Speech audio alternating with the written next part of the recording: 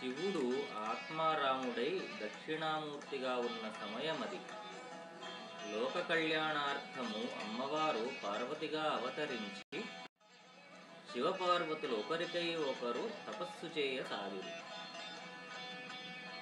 ఇట్లు చాలా కాలం గడిచినందువల్ల వారి వియోగం తట్టుకోలేని దేవతలు మన్మథుని ప్రేరేపించిరి.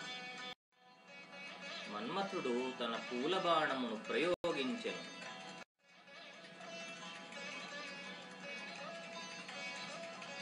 రాముని దుడుకుతనము శిక్షించుటకై శివుడు ముక్కంటి అయ్యెను.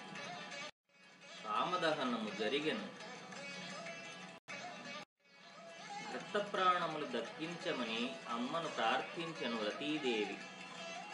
అట్లే చేసి శివునికై తన తపస్సును ఇంకా తీవ్రము చేసెను పార్వతీదేవి.